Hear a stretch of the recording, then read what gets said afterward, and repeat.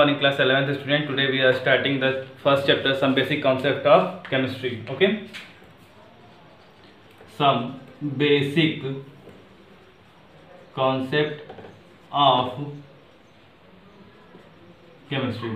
Okay, so then where is the chemistry starts from? The first thing where we study about chemistry is matter. सबसे पहले अगर आप matter की बात करेंगे तो मैटर क्या होता है, तो आपने बहुत पहले ही बेसिक लेवल पे पढ़ लिया है कि मैटर वो होता है जो क्या होता है, having mass and occupy space. ठीक, जिसके पास मास होता है वो स्पेस ऑक्यूपाई करता है, उसको आप क्या कहते हैं, मैटर कहते हैं। मैटर को देखिए आप दो तरह से क्लासिफाई कर सकते हैं, फिजिकली एंड केमिकली। ठीक, फिजिकली और केमिकली आप मैटर को दो भाग में क्लासिफाई करते हैं। फिजिकली मतलब जिसको आप छू सकें, जिसका फिजिकल कुछ सिग्निफिकेंस हो, तो फिजिकली में आपको solid, liquid, gas, plasma, Bose, Einstein, condensate, आपको 5 पार्ट पढ़ने होते हैं, solid, liquid, gas, plasma, Bose, Einstein, condensate. और केमिकली को आप दो भाग में क्लासिफाई करते हैं,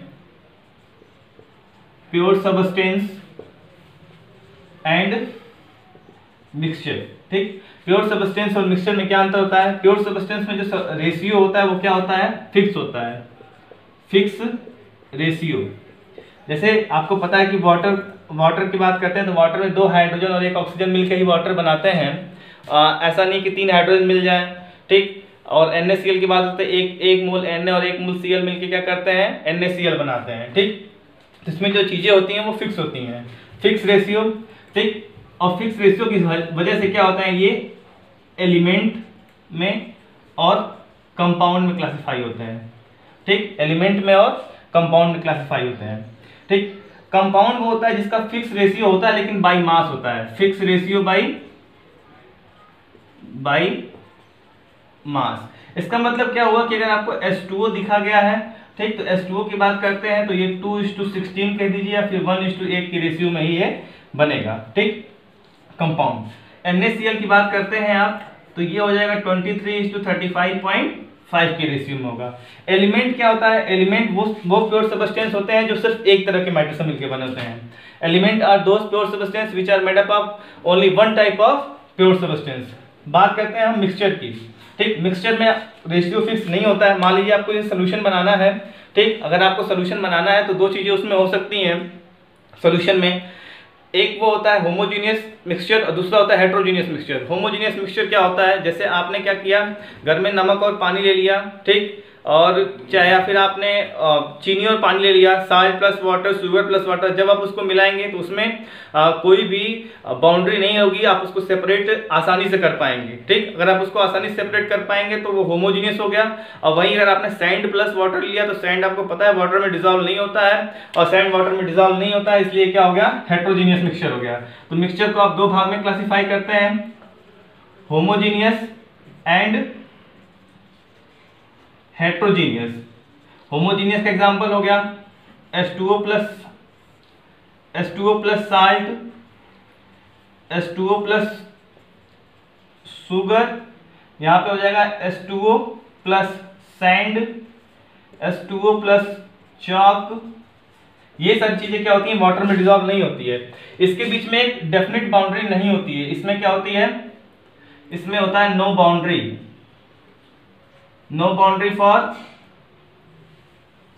बाउंड्री फॉर सेपरेशन।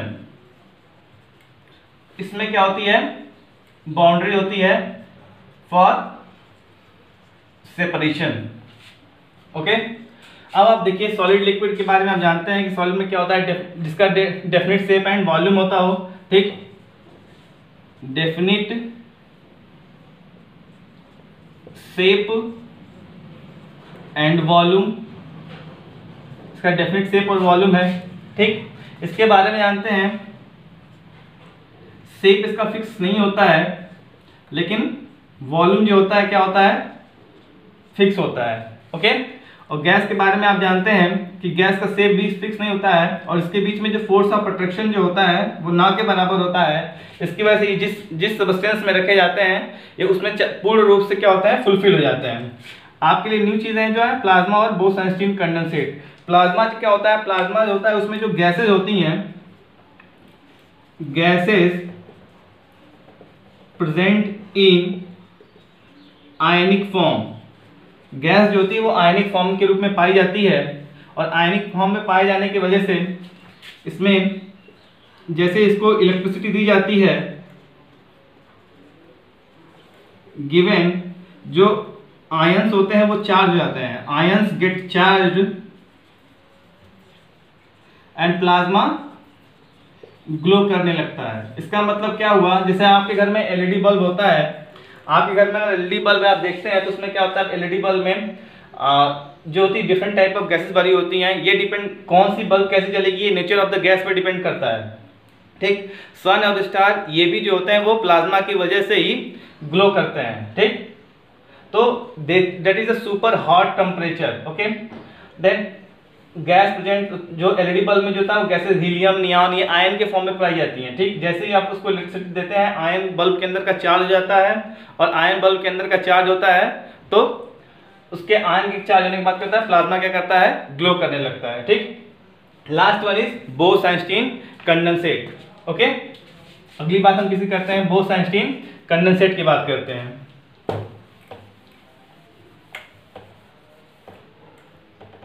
देखिए बोस-आइंस्टीन कंडेंसेट क्या होता है, बोस-आइंस्टीन कंडेंसेट एक डिफरेंट तरह का बिल्कुल मैटर होता है। ठीक, बोस-आइंस्टीन कंडेंसेट जो होता है ये एसएन बोस, सत्येंद्रनाथ बोस जो हमारे यहाँ के साइंटिस्ट थे, इंडियन साइंटिस्ट थे, और अल्बर्ट आइंस्टीन, ठीक, इन दोनों लोग के नाम पे पढ़ा, जिसको हम fifth state of the matter consider करते हैं। ये first, second, third state of the matter, ये fourth state of the matter, this is fifth state of the matter.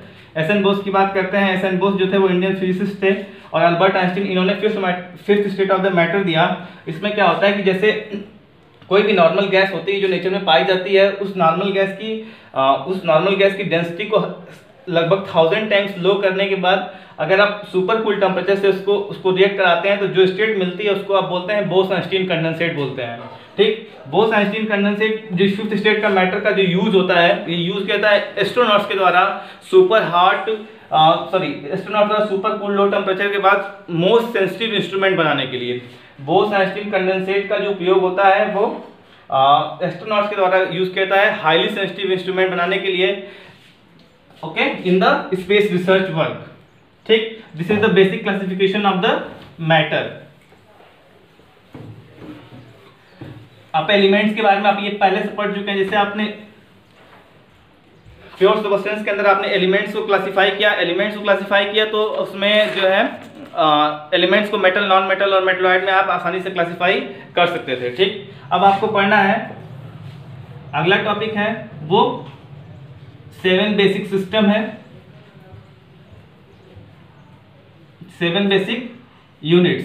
ठीक, 7 बेसिक यूनिट के बारे में आप जानते हैं, इट इज लेंथ, मास, ठीक, टाइम,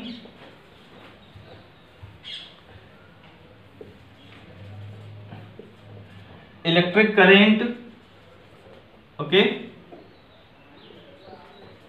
थर्मोडायनेमिक टेम्परेचर, ठीक, ल्यूमिनस इंटेंसिटी,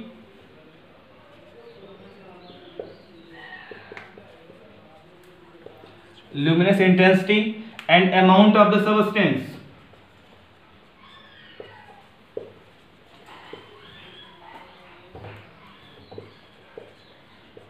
ये 7 बेसिक सिस्टम होते हैं जिसको आपको याद करना होता है। फिजिक्स में इसका बहुत सारा यूज होता है, इससे आप डायमेंशन निकालते हैं। ठीक, तो इसको आप लेंथ को आप किस में मेजर करते हैं, मीटर में, मास को आप किस में कन्वर्ट करते हैं, केजी में करते हैं। ठीक, टाइम को किस में करते हैं, सेकेंड में करते हैं, करंट को किस में करते हैं, एम्पियर में करते हैं। ठीक, टेम्परेचर को किस में करते हैं, केल्विन में करते हैं आप कन्वर्ट, और ल्यूमिनस इंटेंसिटी को जो है आप कैंडेला में कन्वर्ट करते हैं। ठीक, और अमाउंट ऑफ सब्सटेंस को आप मोल में देखते हैं, पूरी केमिस्ट्री में आपको मोल का यूज दिखाई पड़ेगा, ठीक। लेकिन एक साल ध्यान दीजिएगा, this are the basic unit. इसके अलावा भी होती है डिराइव्ड यूनिट। बहुत सारे लोग डायमेंशन निकालने के लिए इसका यूज तो करते हैं, लेकिन इसका यूज करने में ये होता है कि ये चीजें तैयार होती है, लेकिन ये किसी को पता नहीं होता कि डिराइव्ड यूनिट क्या होती है। एक बार के आईआईटी क्वेश्चन में पूछा गया था, which of the following is derived unit, ठीक। तो डिराइव्ड यूनिट दो होती हैं, रेडियन एंड स्टेरेडियन, कोड और घन कोड, एंगल, ओके। तो ये दोनों डिराइव्ड यूनिट है और एक बार पूछा जा चुका है, ध्यान दीजिएगा। ये बेसिक यूनिट है और ये क्या है, डिराइव्ड यूनिट्स हैं, ओके। अब हम आगे की बात करते हैं मोल की, ठीक। अगर आपसे पूछा जाए व्हाट इज मोल, मोल क्या होता है, ठीक। तो मोल कोई भी वो सब्सटेंस हो सकता है, ठीक, जो कार्बन का 12 ग्राम एंटिटी कंटेन करता हो, ठीक। देखिए 1 mole is exactly equal to the 12 gram of carbon 12 isotopes, ठीक। तो कार्बन 12, ठीक, कार्बन 12 का जो 12 ग्राम होता है वो 1 मोल के बराबर होता है, ठीक। और कार्बन 12 का 1/12 पार्ट जो होता है, ठीक, जो होता है वो 1 AMU के बराबर होता है। AMU क्या होता है, एटॉमिक मास यूनिट, लेकिन इसे रिकमेंडेड, अब इसको IUPAC ने बदल के क्या कर दिया है, 1 AMU को U में कन्वर्ट कर दिया है। Atomic mass unit is converted into U। U मतलब होता है यूनिफाइड मास। किसमें कन्वर्ट कर दिया है, यूनिफाइड मास में। तो अगर आपसे कोई पूछे कि 1 मोल क्या होता है, तो आप कहेंगे 1 mole is exactly equal to the 12 gram of carbon 12 isotopes, ठीक, दिस इज 1 मोल। और कोई आपसे पूछे व्हाट इज 1 AMU, तो आप बोलेंगे it is exactly equal to the 1/12 part of the carbon 12 isotope, okay. तो ये हुई आपकी मोल की बात, ठीक। देखिए मोल निकालने के लिए आप जिस फार्मूले का यूज करते हैं, तो मोल निकालने में बेसिकली 3 से 4 फार्मूले ही यूज होते हैं, और उसी फार्मूले के उपयोग से हम आगे की चीजें को क्या करते हैं, देखते जाते हैं, ठीक। तो हम पहला फार्मूला देखते हैं। देखिए हम यहाँ 4 फार्मूले लिख देते हैं, ठीक। मोल, ठीक, मोल इक्वल टू आपको यूज कर सकते हैं given mass by molar mass, ठीक, given mass by molar mass, ठीक। दूसरा फार्मूला यूज कर सकते हैं, आपसे पूछा जाता है नंबर ऑफ मोल, ठीक, नंबर ऑफ मोल पूछा जाएगा, तो आप इसको जहां पे गिवन मास लिखे हैं उसकी जगह आप लिख देंगे given number upon Avogadro number, ठीक, given number upon Avogadro number. Avogadro number के बारे में आपको पता है, it is exactly equal to the 6.022 × 10⁻23, ठीक। थर्ड फार्मूला जो आप यूज करेंगे, मान लीजिए आपसे क्या पूछा गया, मास पूछा जाता है, तो अगर मास को इधर लाया जाएगा, ठीक, तो मास इक्वल टू हो जाएगा मोलर मास इनटू मोल, ओके, मोलर मास इनटू मोल। और फोर्थ वन इज अगर नंबर ऑफ, चलिए पहले हम इस पर कुछ एग्जांपल करते हैं, ठीक। मान लीजिए आपको दे दिया गया क्वेश्चन में calculate number of mole for the following, calculate the number of mole for the following, ठीक। पहला आपको दे दिया गया 52 gram of helium, 52 gram of helium की बात अगर आपसे की गई, तो 52 ग्राम ऑफ हीलियम की बात अगर आपसे की जाती है, तो गिवन मास हो गया 52, ठीक। आप इस फार्मूले का यूज करेंगे, 52 हीलियम का atomic number 2, mass number double, ठीक। आंसर आ जाएगा 13, ठीक। आंसर कितना आ जाएगा, 13 मोल आ जाएगा। अगला अगर आपसे बात की जाता है, अगर आपको दूसरा क्वेश्चन दिया जाता है, ठीक, दूसरा क्वेश्चन मान लीजिए आपको दिया गया 12.044 × 10⁻23 नंबर ऑफ हीलियम एटम, ठीक। यहाँ ध्यान दीजिएगा, यहाँ 52 ग्राम दिया गया था, लेकिन यहाँ नंबर ऑफ हीलियम एटम दिया गया है, तो इसके लिए आप क्या करेंगे, आपको फार्मूला है mole equal to, second number का फार्मूला लगाएंगे given number 044 × 10⁻23 upon Avogadro number 6.022 × 10⁻23, just double है, कब आंसर जाएगा 2 मोल, ओके। अगर फिर देखिए, अगर आपसे अगला एग्जांपल आपसे ये कहता है अगला एग्जांपल आपसे ये कहता है calculate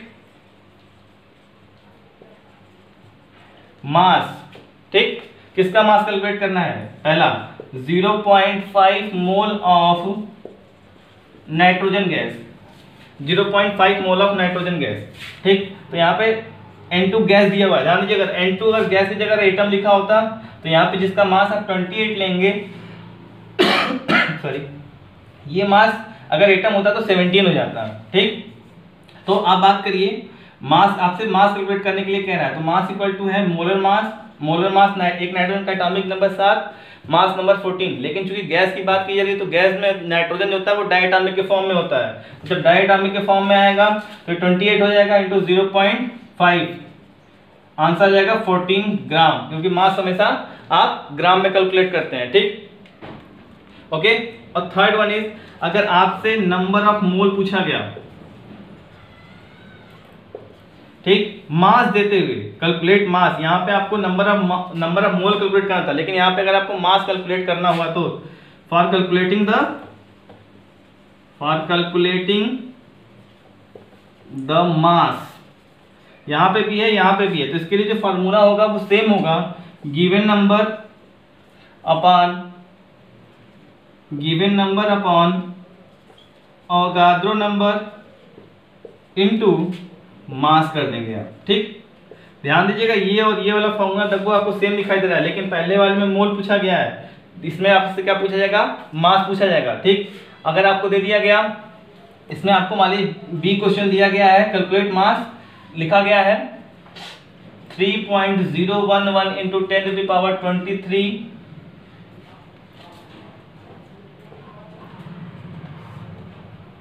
mole of N2 gas. ध्यान दीजिएगा, तो पहले यहाँ पे मोल दिया हुआ था, ठीक, यहाँ पे भी, यहाँ पे नंबर ऑफ मोल दिया हुआ है, तो नंबर ऑफ मोल दिया तो सीधे वही वाला फॉर्मूला लगाएंगे, given number upon Avogadro number, ठीक। तो आप फॉर्मूला ये वाला यूज करिए, 3.011 इंटू 10⁻23 अपॉन 6.022 इंटू 10⁻23 इंटू किसका पूछा गया है? नाइट्रोजन का। नाइट्रोजन का आपने क्या रख दिया? 28। आप जो आंसर आएगा कैलकुलेट कर लिया, हमको लगता है सर 14 ग्राम के करीब आंसर आएगा, ठीक। तो ये सारी चीजें यहाँ पे हुई, ओके।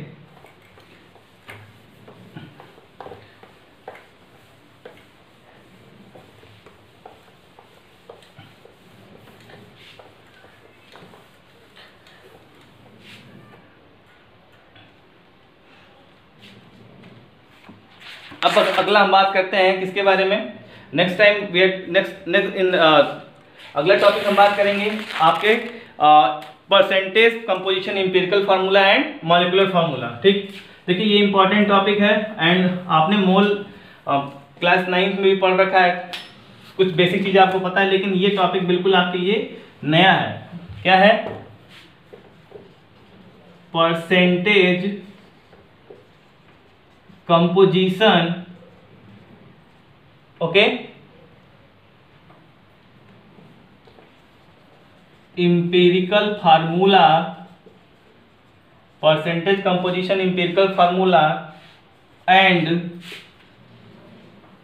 मॉलिक्यूलर फार्मूला, ठीक। ये बिल्कुल नई चीजें हैं, आपको आप कैसे कैलकुलेट करेंगे, ठीक। देखिए इसमें करना कुछ नहीं है, आपको अगर इंपिरिकल फार्मूला कैलकुलेट करना है, ठीक, अगर आपको इसके लिए हमने एक ट्रिक बनाया है इंपिरिकल फार्मूला कैलकुलेट करने के लिए। सबसे पहले देख लीजिए क्या होता है इंपिरिकल फार्मूला अगर आपको कैलकुलेट करने के लिए दिया गया तो आप क्या करेंगे। ट्रिक है इंजीनियर पैप दास, माइनिंग होती है खनन, ठीक, उससे वर्ड बना है माइनर, ओके। इंजीनियर पैप दास माइनर, ठीक। इस इंजीनियर पैप दास माइनर ये आपको ट्रिक दी गई है। तो ई से हो गया एलिमेंट, ई से क्या हो गया? एलिमेंट। पी से क्या हो गया? पी से हो गया परसेंटेज, ठीक। ए से हो गया एटॉमिक वेट, ठीक। और इसमें क्या है, ये पीडीए जो है वो एक में है। पीडीए का मतलब percentage divided by atomic weight, ठीक। एस से आप निकालेंगे सिंपल रेशियो, ठीक। और आर से आप निकालेंगे रेशियो। ठीक, आर से आप क्या निकालेंगे? रेशियो। ठीक, आइए हम आपको एक क्वेश्चन देते हैं कैलकुलेट करने के लिए। ठीक, इससे आपका क्लियर हो जाएगा कि ये कैसे निकाला जाता है। ओके, देखिए पहला एक क्वेश्चन हम देखते हैं, सिंपल क्वेश्चन आपको दिया जा रहा है, फाइंड आउट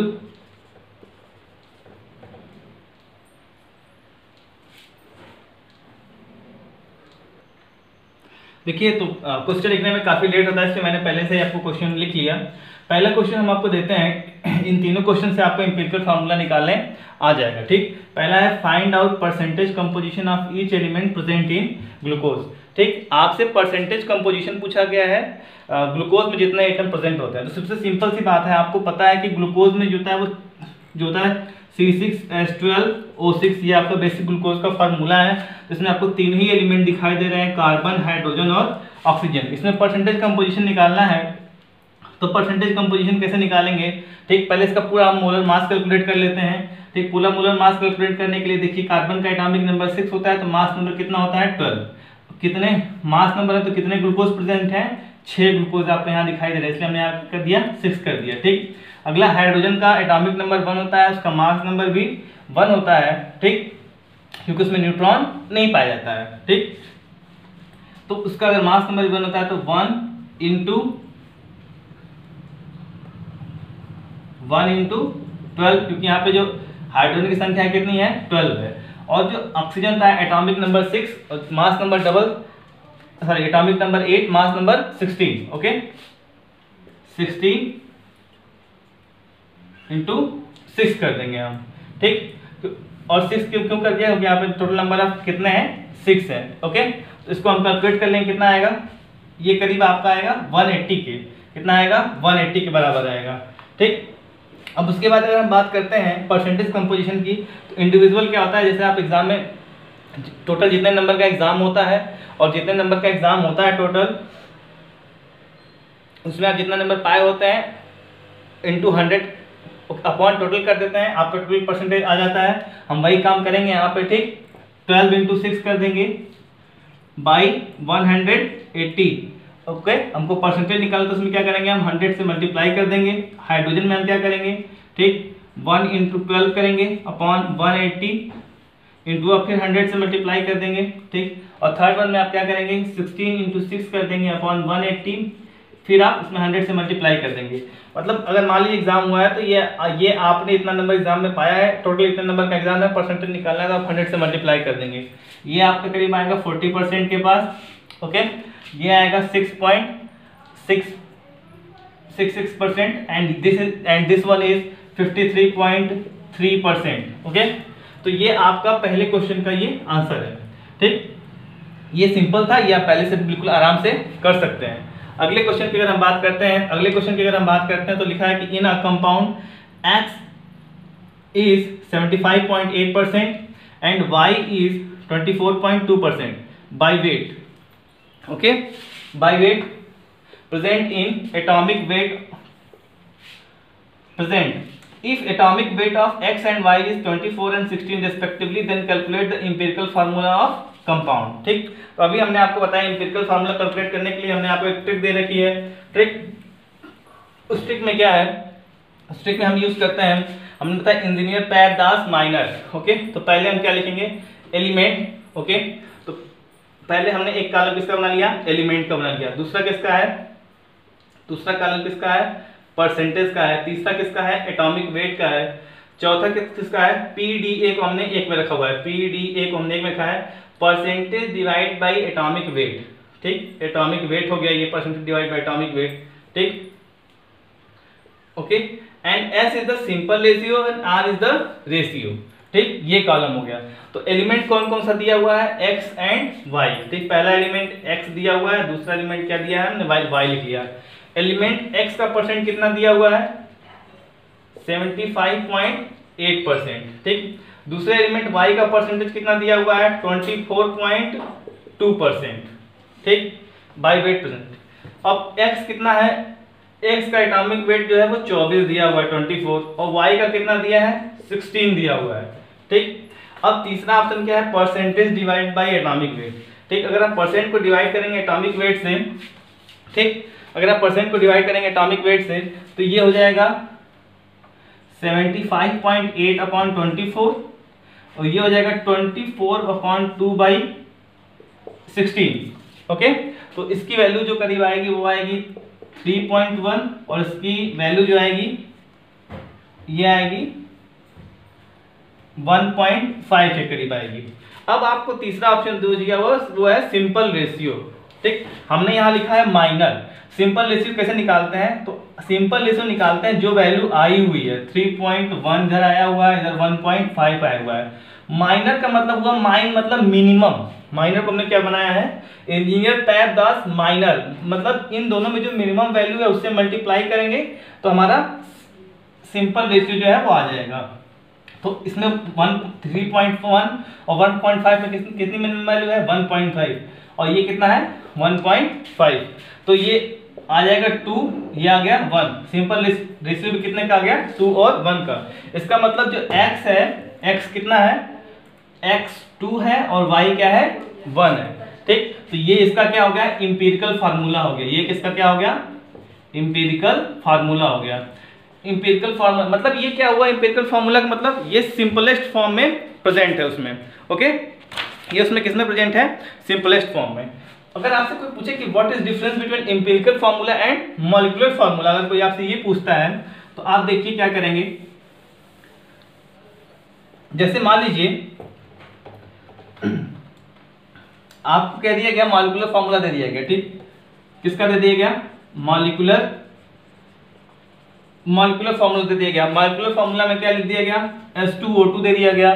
ठीक, CH4 दे दिया गया, हाइड्रोजन पेरोक्साइड, मीथेन, C2H6 दे दिया गया। ओके, और C2H4O2 दे दिया गया।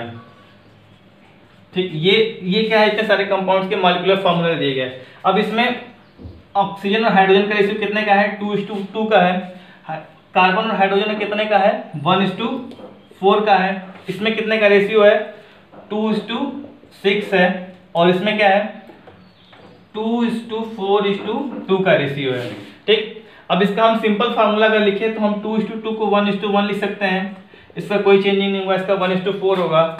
इसको हम 1:3 के रूप में लिख सकते हैं। इसको हम लिख सकते हैं 1:2:1। ये इसका सिंपलेस्ट फॉर्म है। तो इसका अगर अब आपको ये मॉलिक्यूलर फॉर्मूला था पूरे मॉलिक्यूल का। इंपीरिकल फॉर्मूला मतलब क्या? Simplest form.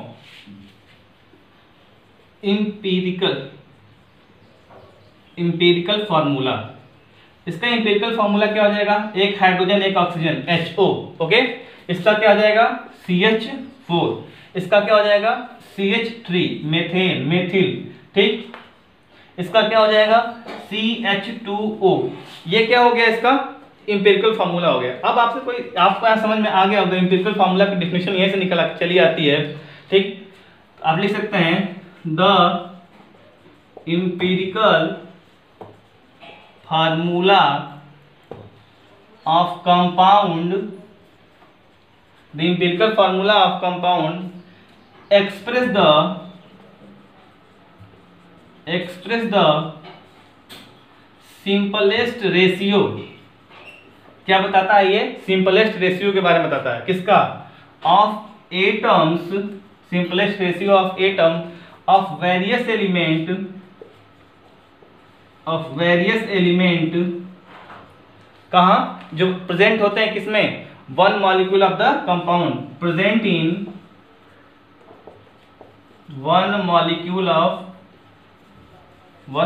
Of compound. ये इसकी आप डेफिनेशन चाहे तो नोट कर सकते हैं। यहां से आपने देखा ये ऊपर वाला मॉलिक्यूलर फार्मूला, उसको सिंपलेस्ट फॉर्म में जो लिखा जा रहा है वही उसका क्या है? एम्पिरिकल फार्मूला है। ठीक, और मॉलिक्यूलर फार्मूला क्या होता है? अगर आपसे कोई पूछे व्हाट इज मॉलिक्यूलर फार्मूला, तो मॉलिक्यूलर फार्मूला के बारे में आप लिख सकते हैं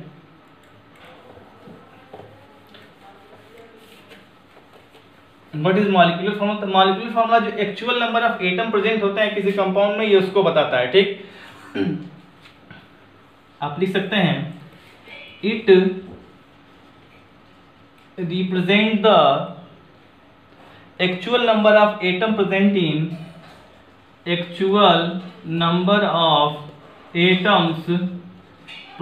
इन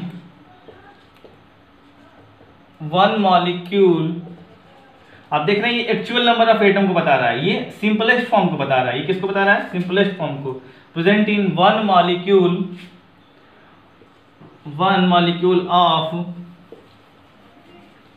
मॉलिक्यूल ऑफ कंपाउंड आई, मतलब ये क्या होता है? इट शोज, ये क्या शो कर रहा है? It shows the real formula, जो रियल फार्मूला होता है ये उसी को बता रहा है। ये किसको बता रहा है? रियल फार्मूले को, जबकि इंपिरिकल फार्मूला क्या हो रहा है? सिंपलेस्ट फॉर्म को बता रहा है। ठीक, अगला एग्जांपल, थर्ड वाला एग्जांपल हम देखते हैं। इससे आपका पूरा empirical formula, percent composition, molecular formula, सारी चीजें जो होंगी वो क्या होंगी? क्लियर हो जाएंगी। ओके, तो ये क्वेश्चन क्या कह रहा है? इन अ कंपाउंड, किसी कंपाउंड में कार्बन जो है वो 52.2%, हाइड्रोजन 13%, ऑक्सीजन 34.8% दिया हुआ है। Present in molecule, present and molecular mass of compound is 92, मतलब ओवरऑल जो मॉलिक्यूलर मास होता है वो क्या है? 92 दिया हुआ है। Calculate molecular formula of the compound. ठीक है, चलिए हम लिखते हैं।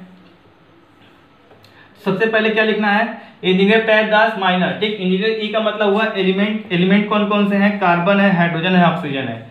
कार्बन है, हाइड्रोजन है, ऑक्सीजन है। ठीक, इसका वेट नहीं दिया हुआ है, सॉरी परसेंटेज दिया हुआ है। पहला है 52.2%। ठीक, दूसरा कितना दिया हुआ है? 13% दिया हुआ है। और ऑक्सीजन कितना दिया हुआ है? 34.8% दिया हुआ है। एटॉमिक वेट पता है आपका, atomic number 6, mass number 12, atomic number 1, mass number 1, atomic number 8, mass number 16।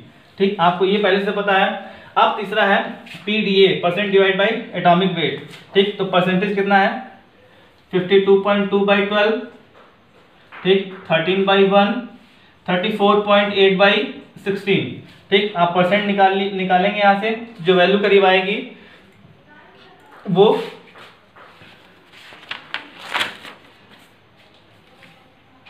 ये आ जाएगा 4.4, ये आ जाएगा 13 और ये आ जाएगा करीब आपका 2.2 के आसपास आ जाएगा। ओके, तो ये आपका आ गया एटॉमिक वेट वैल्यू जो आई है, ये क्या हुई? ये percent divide by atomic wait के बाद ये वैल्यू आई। अब आपको सिंपल रेशियो निकालना है, तो हमने बताया था सिंपल रेशियो निकालने के लिए हम सबसे पहले लिख लेंगे जो वैल्यू आई हुई है 4.4, 13 एंड 2.2। अब यहाँ पे हमने माइनर वर्ड यूज किया है। माइनर का मतलब जो खनन करते हैं, खनन उद्योग वाले, मिनिमम वैल्यू। ठीक, तो इसमें मिनिमम वैल्यू क्या है? वो 2.2 से मल्टीप्लाई कर दिया, 2.2 से मल्टीप्लाई कर दिया, 2.2 से मल्टीप्लाई कर दिया। ठीक, ये जो एक्चुअल वैल्यू आएगी ये आएगी 2, ये आएगी 5.9 और ये आएगी 1। इसको हम सिंपल रेशियो में कन्वर्ट कर सकते हैं, 2:6:1 लिख सकते हैं बिल्कुल आराम से। यहाँ पे कार्बन कितना है? C2, हाइड्रोजन कितना है? 6, ऑक्सीजन कितना है? 1 आया हुआ है। Okay, C2H6 1। तो इसका हम मास कैलकुलेट करते हैं पहले। 12 × 2, ओके, 6 × 1 प्लस 6 × 1 प्लस 16। ये वैल्यू आपकी करीब आएगी 46 के इक्वल आएगी। ठीक, तो n इक्वल टू होता है n इक्वल टू होता है मॉलिक्यूलर फार्मूला